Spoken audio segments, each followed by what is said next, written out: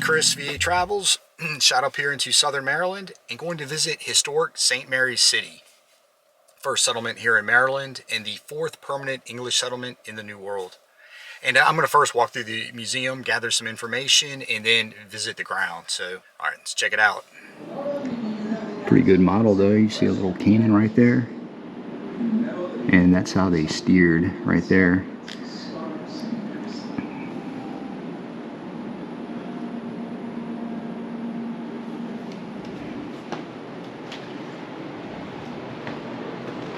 And we've got the Calvert penny, copper alloy.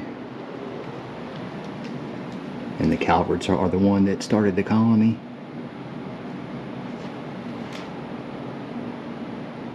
Oh, and here's the family tree. And Leonard and Cecil would be the two big ones. And George Calvert actually tried to start a colony up in Nova Scotia, but it didn't work out. Tried to start a Catholic colony up there. Pretty neat. A land grant that went to Isaac Williams, dated 1737. Pretty nice handwriting. And check out the seal, the Maryland seal. Of course, some famous settlements over here. And yeah, don't forget, St. Augustine is actually the oldest European still existing settlement.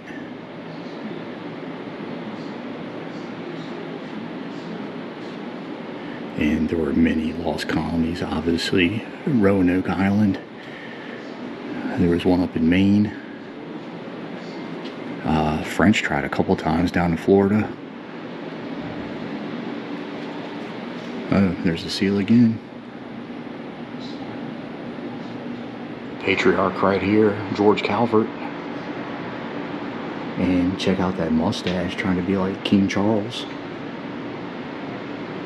And the little pointy goatee. And Cecilius, he's the one that actually started the Maryland colony. He was only 27 years old when it began. That's pretty crazy.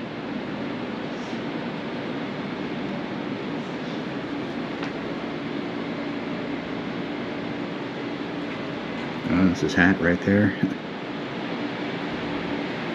And over here, Leonard Calvert. Pretty cool bust. Pretty rockin' mustache. Looks like he'd be in the Doobie Brothers or something.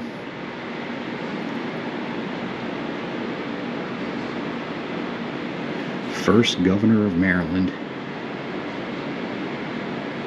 And if you want to pause and read his little write-up. Yeah, he was at that Newfoundland settlement.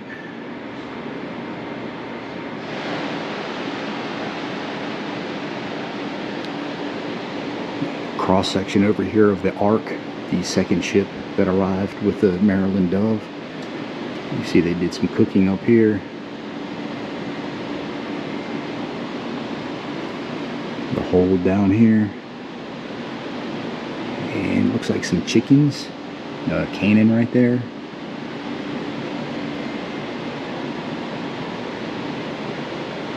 We're having a powwow right here. And that's probably where the captain slept. It's usually in the back toward the top.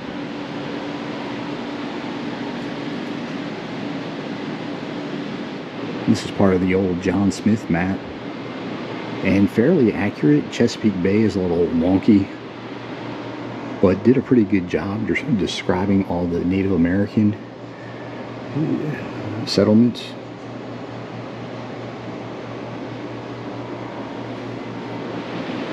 A sacker, and this was an iron cannon found in the St. Mary's River. Its origin is unknown, but Lord Baltimore had sent for 4 of these to come to Maryland in 1634. Pretty neat over here. A piece of armor dates back to 1645, found here in Maryland.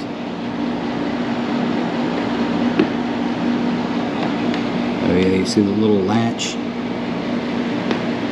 And then a cannonball from that Sacker cannon right there. Handguard from a cutlass.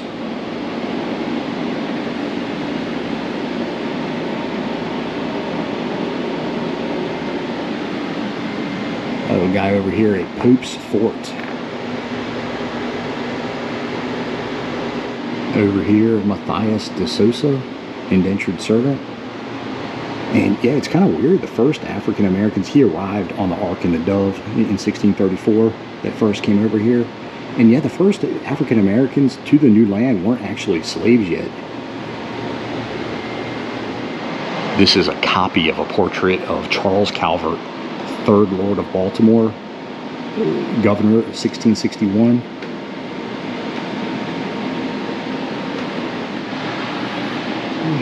Some more artifacts that were found. And you'll see this glass bottle seal. And you'll see copper holds up pretty good. Trimmer and candle snuffer.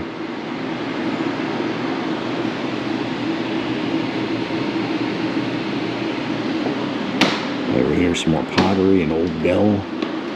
And what is this? A greenish glass roamer base.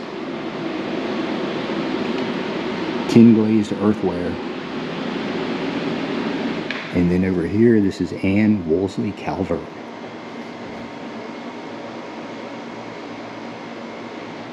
And we've got a little setup of an ordinary. This painting is from 1665, it looks like. And some earthware down here. Glass bottles. And there's little onion bottles over here. And what is this? A German salt glazed stoneware jug with blue decoration. Pretty fancy.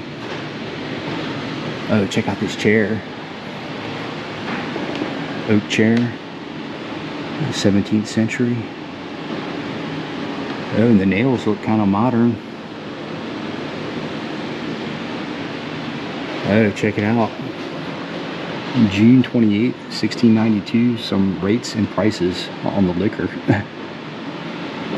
Sherry wine, 45 per quart. Pretty cool. This bell over here dates to 1691. You can see the date right there.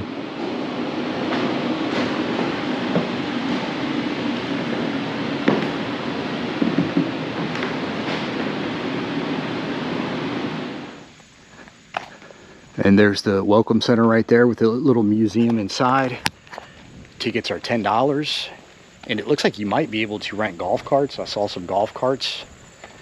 And I'll show you the map. And this whole trail to go out and back is about a mile. So here we are. And there's a demonstration there in about half an hour. I'm going to try and catch that. And a few of these sites are manned. And yeah, you'll want to go out here to the reconstructed State House and turn around. Start the tour going this way. And yeah, the first stop is going to be this Native American settlement. And they've got a little demonstration that starts in about 20 minutes. So in the meantime, I'm going to read some of these plaques. Here's Cecil Calvert right here, 2nd Lord of Baltimore. Lord Baltimore was granted the proprietorship of Maryland by King Charles I. Little timeline right here. Looks like they left November of 1633 from the Isle of Wight, and they arrived in the spring of 1634. Yeah. And it was the Dove and the Ark they arrived on. The colony was first called Terra Maria. It was named after Queen Henrietta Maria. She was the wife of King Charles I, the one who had his head chopped off. And she was Catholic. She was French, actually. Alright, so the capital was moved to Annapolis, 1695. Yeah, I need to get back up to Annapolis. A lot of history there.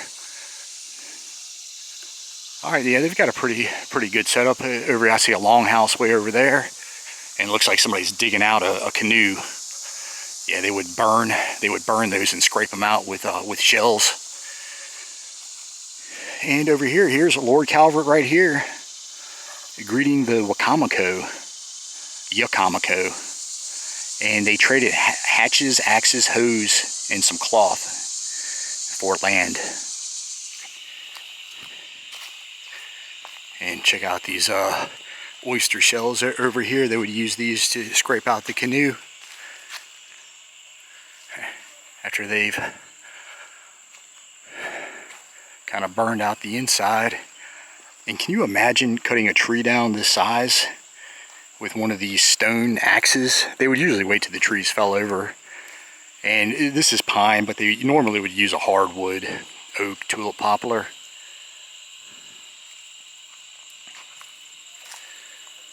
And yeah, they can normally have this done in a weekend, they said, if they really work hard at it. To start this process off, you're going to want to take your canoe down. And these are old growth trees. Old growth trees, there's about a sink of their size of 5 of me, arms in a circle. That's how big one's going to be. Fishing nets are very good for, you know, getting all the good wildlife in the waters, because you have 8-foot sturgeon, you have... Right.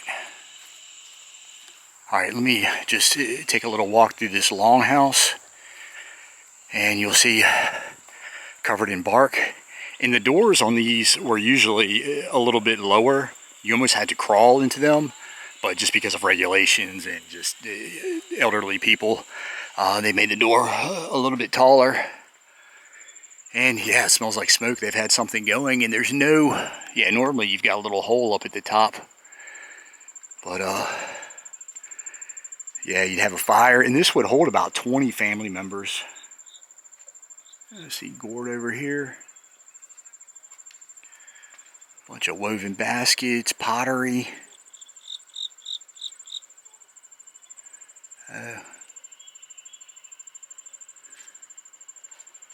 And yeah, you have a fire obviously to stay warm, dry the skins, keep animals away, cook. Oh yeah, and wolves were originally native to this area.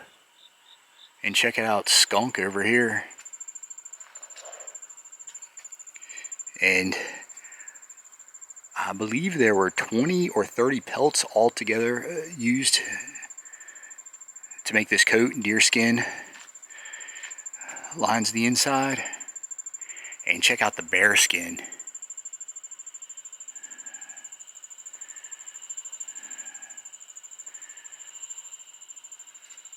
Yeah, pretty neat. All right, keep walking around. And I guess just kind of the outline of one of these wigwams. I don't remember the specific, every tribe's got kind of a different name for these houses, but yeah, this one's barkless. Oh, all right, so yeah, they would have had a little garden right there.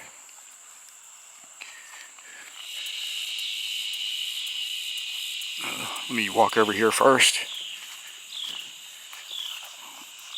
Maybe a little cooking area over here. Maybe they dried fish and whatever else over here.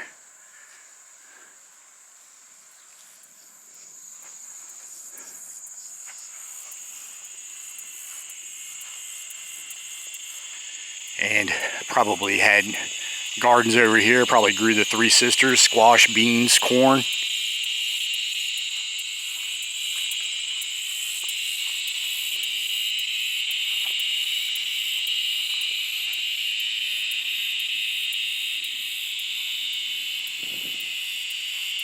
I see a little trail leading off over there.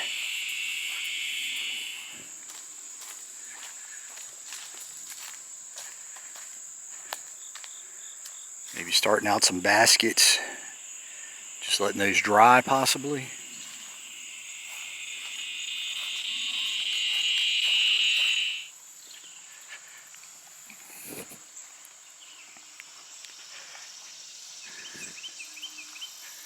All right, so it looks like they're putting another one of these houses together.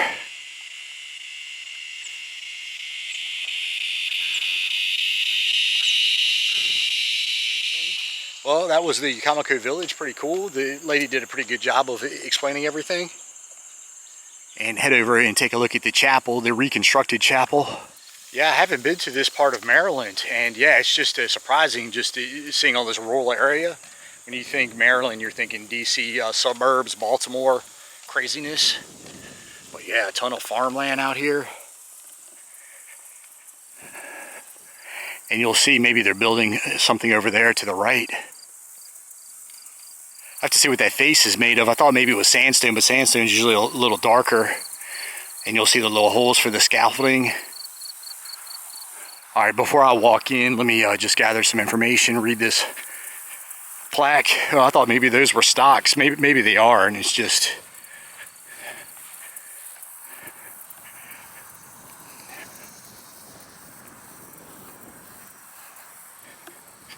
Yeah, those holes are called put logs, P-U-T-L-O-G, and used to hold the scaffolding. And outside of a crane, used to lay down the heavy roof and trucks to bring the bricks. They built this pretty much how it would have been built back in the 17th century. And you'll see this wooden scaffolding they had made pretty cool. Wow, 16,000 tiles were used.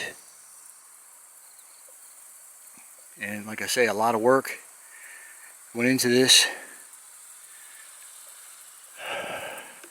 All right, so let me take a walk inside. Guy over there jogging in the heat.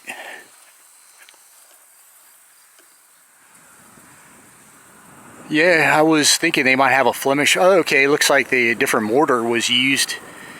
So, yeah, I'm not sure what's going on, but you'll see a belt of headers going across every few rows.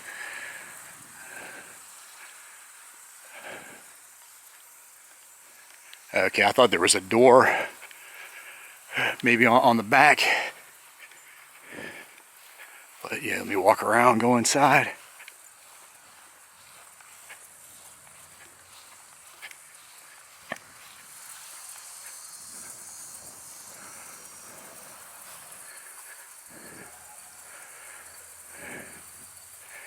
Pretty neat. Check out the lock plate.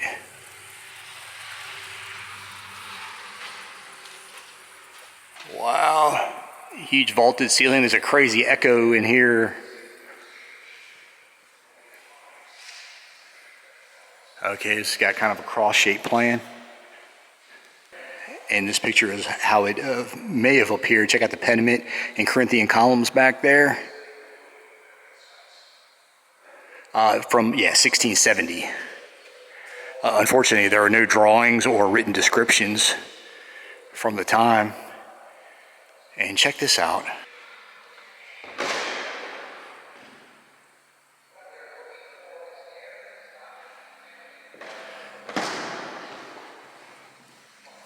Oh, check it out down here. The Calvert coffins, as they were uncovered in 1992. Check it out, and there's like a child's grave down there. The small coffin, they found bones of a 6-month-old baby. Wow, it was afflicted with anemia, scurvy, and rickets. Ugh. And the large coffin held Philip Calvert, son of the first and brother of the second Lord Baltimore. The second coffin is his wife, Anne Wolseley Calvert. She died in 1679, and there's a bust of her in the museum. If you want to see what they think she looked like.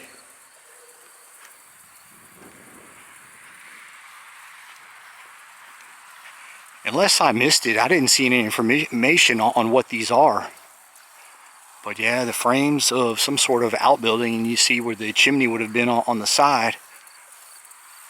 Wow, a lot more over there. Yeah, this is really big. Okay, there's a lot of information in here. I don't think I need to walk over to that other framed building. It's going to be pretty similar. Okay, so a good shot of the front here.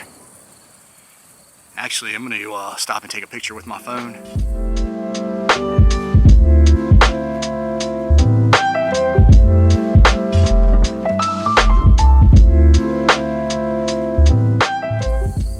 So a lot of information in here. Good place to catch some shade. I'm not going to go through all this. I'm not going to... I know you guys get bored if I'm reading you all these plaques, but real quick, I'll tell you this is the oldest standing building in Maryland. The meeting house constructed by Quakers in 1685. Over here, a religious medal that was excavated. That's from the 17th century. Mary holding her baby. Alright, so it's pretty similar to other Catholic churches over in Europe. Italy, Poland, Belgium, Malta. Yeah, not as detailed and elaborate, but let me go in over here and check out this barn. Yeah, okay, so I see a golf cart way down there. Oh, there are framed houses all around. I see one here, one across the street, another way over there.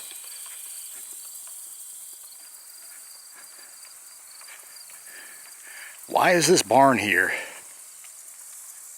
Oh, so the ownership, so looks like it's going back to 1723 when John Hicks arrived. Looks like it was in use until 1980.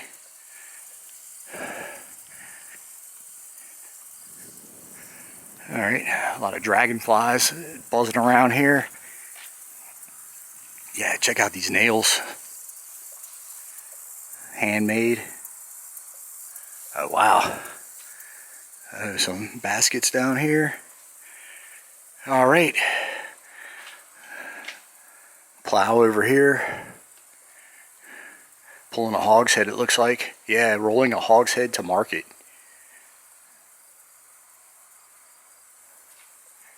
And check this back out here.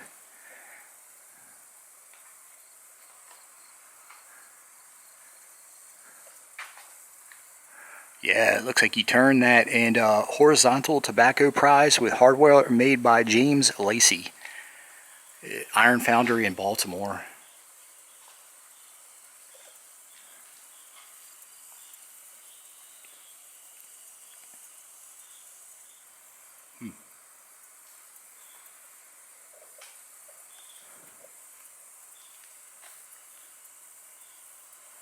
The original loft door going back to 1758. And this wooden floor goes back to 1848.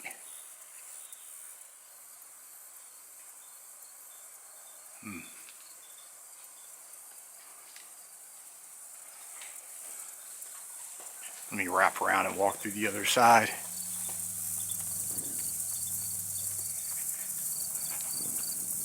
A lot of bugs over in the brush, you can hear them. Little trail cutting through there. Again, you see the wooden pegs, and this thing is just on a little stone foundation. Timber from the original 1785 building, replaced during restoration.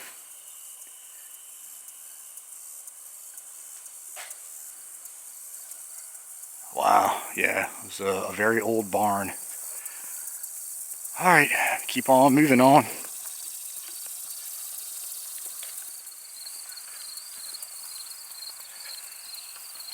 Alright, I think I see a cannon up here. Pretty cool.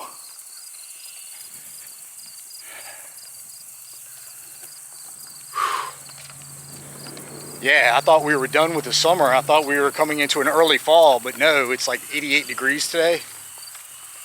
Which, nice breeze going, so it's actually not that bad. Actually, it doesn't even feel like 88, to be honest, but... Alright, so we've got a cannon over here. It looks like it's maybe been underwater. So this iron cannon was found in the St. Mary's River, 1824. And I was thinking there might be some sort of crest on the back, but I don't see one.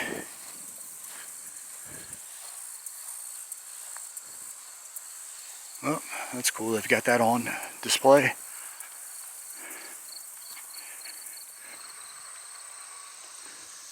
Alright, yeah, a few things over here to look at. Wow, check out the roof on that thing. Looks like, is this some sort of tavern? I see kind of wine jugs back there. Some mugs. Oh, hold on. Is that a lizard? I just saw a lizard go under this door. Well, I'm not going to find it now, but... You got that right there. That's called a roamer. It's a wine glass. Comes all the way from Germany, about as fancy as you can get. This is so popular in the 17th century that there are oil paintings of those glasses. And that was made out of the same factory in Germany. That's still in operation? That's what I'm told. Wow, okay, that's pretty cool. Chamber pot over here. Mm-hmm. Huh. 17th century indoor plumbing. So some more roamers over here. Mm-hmm. Cool. Oh, all right. Those are called Bartman jugs. They're kind of your standard reusable water bottle of the 17th century. They basically, if you have a site where you have 17th century Europeans, you will find pieces of Bartman jugs. Oh yeah.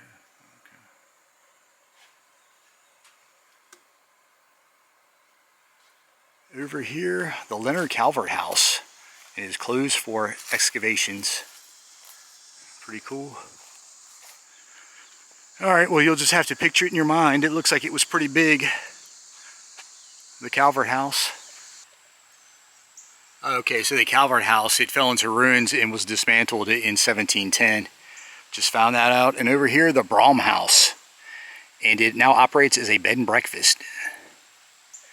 There's the Brom family. Cool. All right.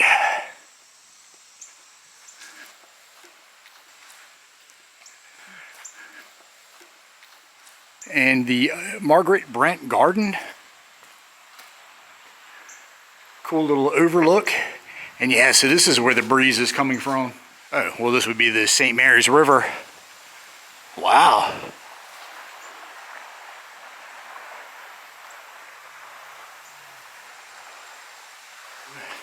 (1648) Margaret Brent asked for vote and voice. Well, I guess that probably kind of fell on deaf ears, but there she is preaching to him. Yeah, that breeze feels good. All right, so we've got something over here. The arrival of Governor Copley. All right, so he's being greeted by all the big players in town. And you can check out their names down here. So it says this is the Van Sweringen's Council Chamber Inn, a private lodging house run by Dutch settler Gerrit van Sweringen. It offered the finest lodging in early Maryland.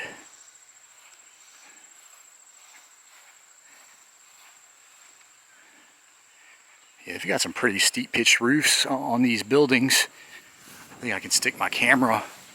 Oh, well, I guess I can go in here. Boy, I have to let my eyes adjust. It's dark in here. There's a lot of information in these things. The Glorious Revolution. William of Orange. Pretty nice painting over here. And this is the Governor's Council. And if you want to know their names, you can pause right here. If you want to know who everybody is. But yeah, I don't want to read you all these plaques. Oh, check out this kind of tile back here. And yeah, the Dutch were big on these Dutch tiles. Oh, check out this back right here, this fireplace back. They usually have a date on them, but it might be kind of charred off at the bottom. Oh, yeah. And this crest.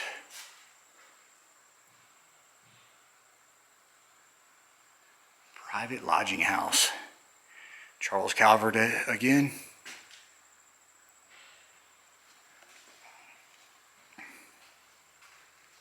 So this crest over here was almost certainly the arms of William and Mary. Okay. Oh, here's something on those Dutch tiles right here. Okay, yeah, it looks like they've got some fragments. That's how they can tell what it would have looked like. And yeah, they love to use blue and purple. I remember that from when I was up in New York. Boy, you could spend all day at this place. So you would see they would have had, yeah, the frame of a fireplace over here. Around 1690, Sweringen enlarged the council chamber with a lodging room on its east end. Check out this door right here.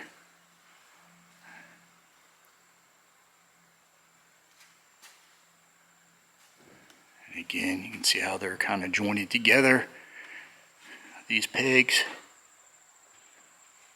Alright, so over here would have been the bed chamber. Got the little cat down there. So there's a Dorothy Van Sweringen. And I know I'm pronouncing their name wrong. But, oh, alright. Out in Texas. Okay. Local ranch owner out there. School that was built in 1928. Interesting. And this is in Cleveland, Ohio. Oh, pretty neat. And check out this brick. It says you can touch it, and there's a footprint in here. Oh, for a minute I thought that was a chamber pot. I was like, okay. And ruins of another house. You see a little beehive oven right there. So it must, maybe this was a kitchen.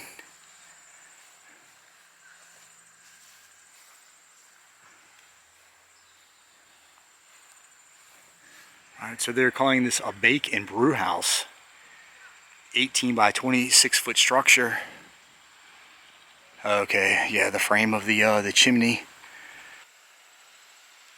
Fancy design with the headers right there. A little V symbol.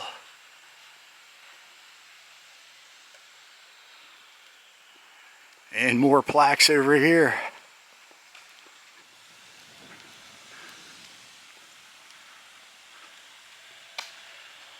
Okay, so this is that indentured servant. He actually was Black Marylander Matthias de Sousa, and they've got a little write-up on him inside the museum. African and Portuguese descent. He was one of the 9 indentured servants brought to Maryland by Jesuit missionaries on the Ark, one of those 2 ships, carrying all the settlers. So it looks like they just give, oh, there's a bunch of picnic tables, okay. Here's a bird's eye view of what it may have looked like on May 10th, 1692.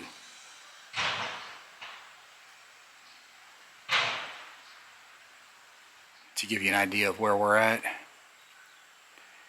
And you would have had Baltimore and Philly up here. Oh, this is the only known drawing of the fort at New Amstel. Upon the shore, Saturday, June 23rd, 1984, Honorable Harry Hughes, Governor of Maryland, and His Royal Highness Edward, the Duke of Kent, dedicated this place to the state's first settlers. Again, who arrived from England in 1634. All right, cool. Go down, take a look at the ship. So is this going to be the Ark? Watery highways. Got a skipjack over here. The D of St. Mary's. It was built 1979. Ooh, okay. Okay, the Dorster. 1912. A little steamer.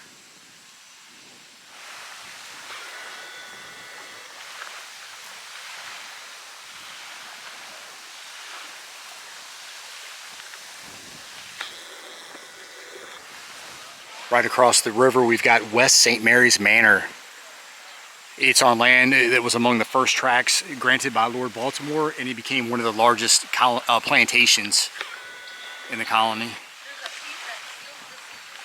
I'll ask if that's something I can visit. Oh yeah, you're gonna have some osprey nesting over there. These osprey, they're here for about 8 months, then they go south for the winter.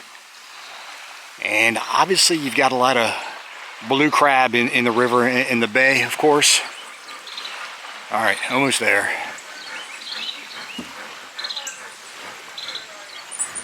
So this is going to be the Dove.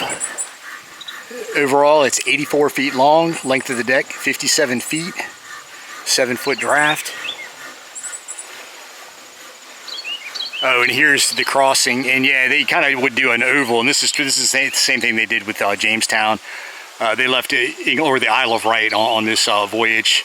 They always stopped in the Canary Islands, just kind of refueled, stretched their legs. I don't know if at Jamestown they went to Cape Verde, but yeah, they would go on through the Caribbean again, stretch their legs, get out, get some fresh air, and then make their way on up. And they would return, they would do an oval, just because the currents are better when they went back.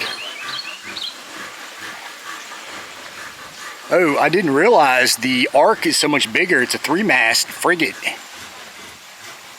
Okay.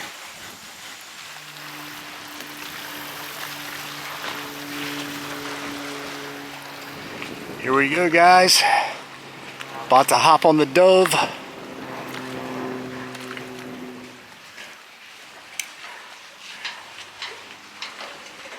All right, guys, I'm gonna take a walk around. I think I'll go below deck first.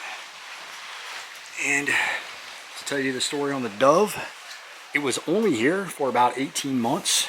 It made one trip up to Boston and then set sail back for England, and it was never heard from again, so not exactly sure what happened.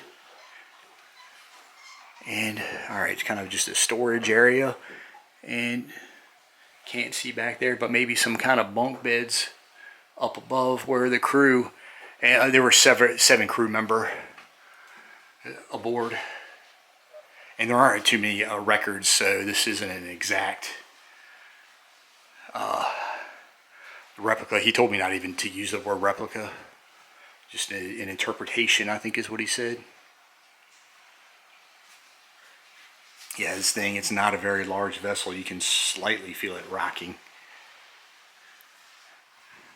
I thought there might be some hammocks down here. But more storage areas. And this current vessel is only a couple years old. Oh, cool. All right, more sleeping chambers. And I believe the back would be called the forecastle, if I have my ship terminology correct. Oh, check it out, leather jugs. Is that so they don't break if they kind of rock back and forth and hit each other? I don't know. There's just some dishes over here.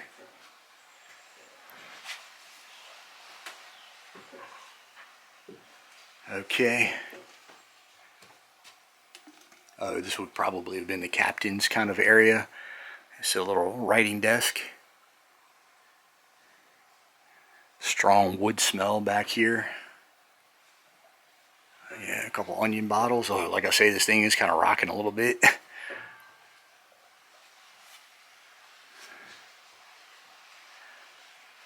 Pretty neat. Okay. Take a walk up on the quarterdeck. You see these little swivel guns, little 1-pounders, and they're basically just big shotguns. And they were kind of obsolete at the time, so they were kind of just used as signal guns. Oh yeah, and this is how they steered at the time. The traditional steering wheel hadn't been invented, so they just use this lever. They get a shot of the rigging.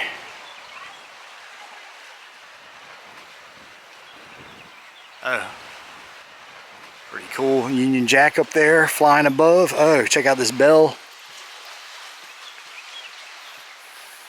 Another gun over here.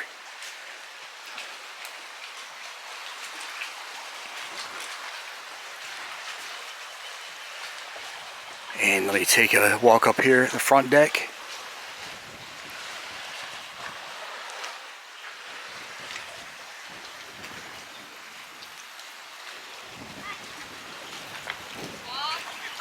Okay, look, a bunch of people are coming. Oh, all right, and there's the old kind of English flag with the colors kind of opposite.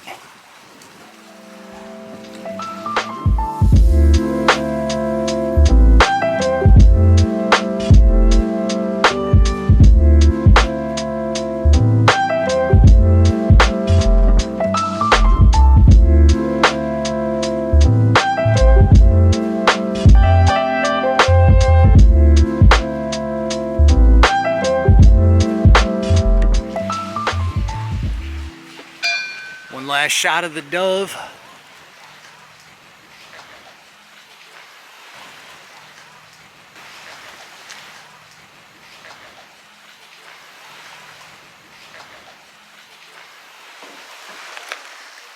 Usually they have some sort of English lady up front, but cool. Yeah, guys. All right, yeah. And what did they use this for? Kind of weighing tobacco, I guess, or the goods that were coming in? Interesting.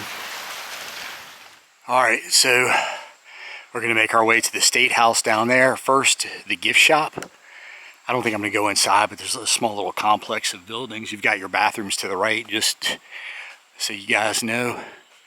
Another one of these traditional houses. And over here, the shop at Farthing's Ordinary.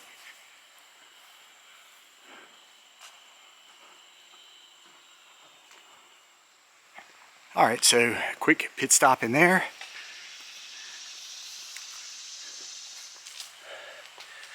And these settlements are actually probably my favorite places to visit. Jamestown, St. Augustine.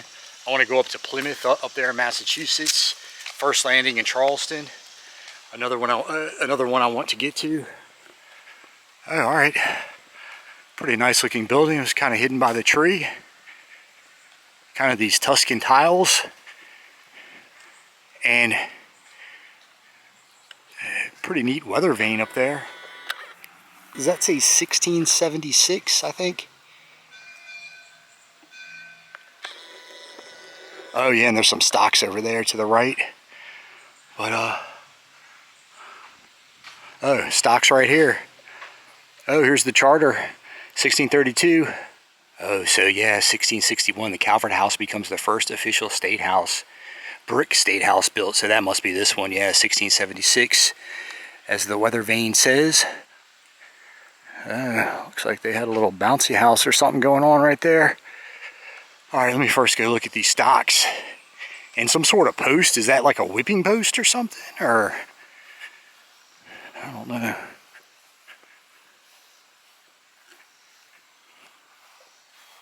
Bunch of notches on this thing. And yeah, so you lock your legs in there.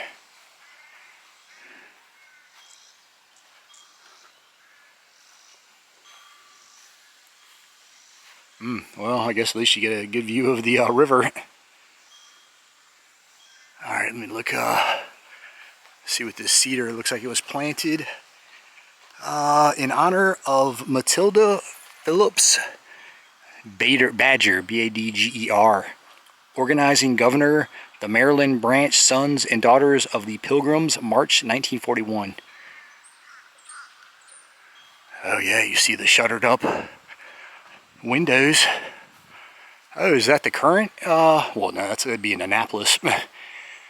And I think St. Mary's College might be next door. All right, I see a cemetery over there, but I'm not sure that's part of this. Whoa, check out this door. 1934. Wow, I bet that made some noise when you busted this thing open. And you'll see some of these handmade nails.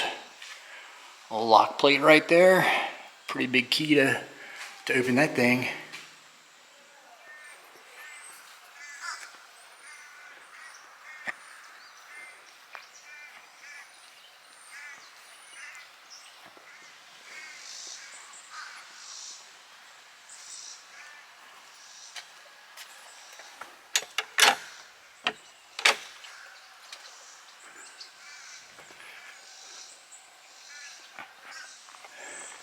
$16.76. Here's a good shot right here.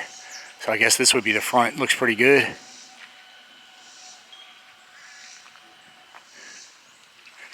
This planting, this boxwood alley, is a gift from the Federal Garden Clubs of Maryland, 1934. And Trinity Episcopal Church, right there. Trinity Church Road, Calvert Hall. I believe that's St. Mary's College. Cool Maryland seal up there. I'll just scan across this timeline. And again, the State House built 1676. Capital was moved to Annapolis 1695. The State House was demolished 1839. And this reconstruction here 1934. In honor of Maryland's 300th anniversary. Oh, another good shot. I went and talked to the guy in the gift shop, and he said that the State House should be opened up, but I walked back over there just to double check, and it's locked. Maybe I can find some pictures online to put up. But yeah, we're making our way back, and I think there's just a couple more things to see along the way. There's the Smith's outbuilding, and he's going to show me the printing press. Have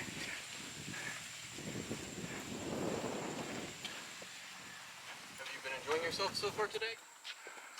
Again, crazy pitched roof on this thing. Okay. Into the shade. Come on in and have a seat if you like. And then the frisket lowered over on top, securing the paper in place. Applied onto the type would be the ink, again imported from England.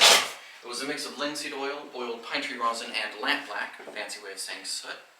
An apprentice would apply a small amount of ink onto one of these ink pads and massage the ink from one pad to the other before applying it onto the type.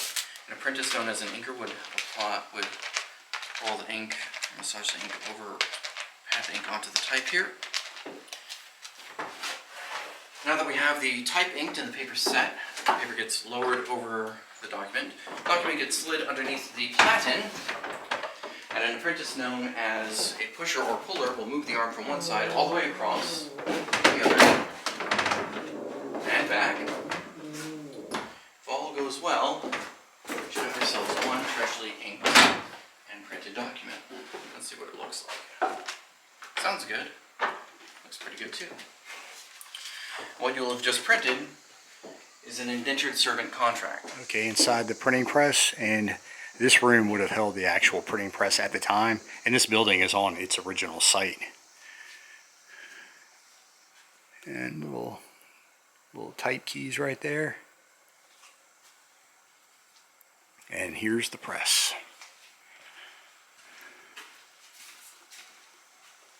And the guy just gave me a pretty good demonstration. We made an indentured servant's contract.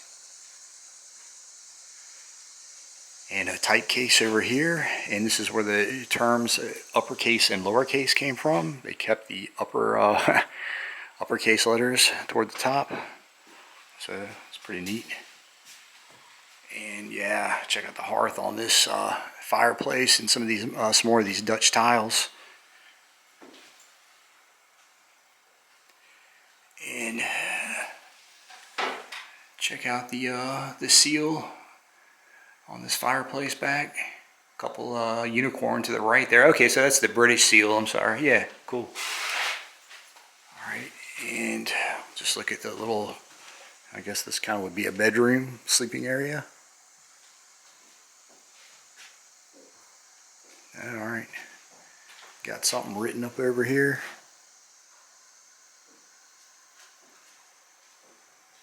Cool. All right. Yep. This is the print shop. Active assembly 1692. All right. And this would have been the front of the building at the time. You see the leaded glass windows. A couple of buildings I'm going to backtrack and take a look at. Oh, giant pecan tree over here.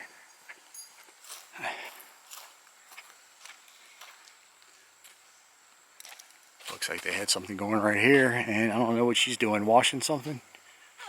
Hello again. Hello. Doing laundry, or? No, so we found a bunch of buckets when we were cleaning out the outbuilding. So what we're doing right now is just trying to see which ones are going to be able to retain water. It's pretty neat. Thank you. Cool. Alright, walk in here, I guess. Smith's Ordinary. Yes. Okay. Alright, we're inside Smith's Ordinary. And an ordinary is kind of a tavern on steroids, kind of an inn where you would sleep, eat, drink. Alright, this is an Inglenook, and these were popular in Europe. Pretty neat. And this is where they did cooking. Oh yeah, fireplace going up right there. Pretty cool. Let's take a look at this pottery. A little pork barrel over here. And obviously this is where they dined.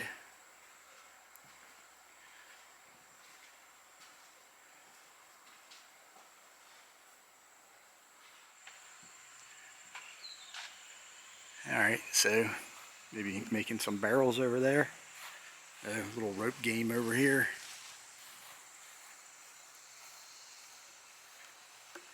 And I'll just poke my head in here. So I've got some herbs drying out. Check out this hay rake.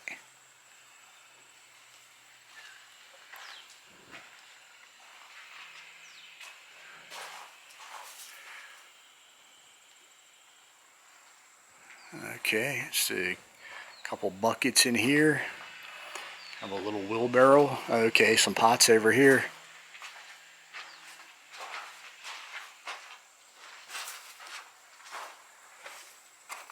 Some old hose. And these were for hay, I guess. Oh, check out this lock.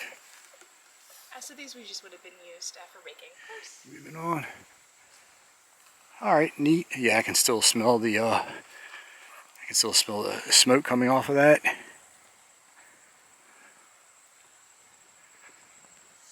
Walking the long trail back. So yeah, I'm glad I made it out here. Like I say, this was an unexpected stop. Definitely a cool site, definitely worth $10, a lot to see. And yeah, so that wraps it up.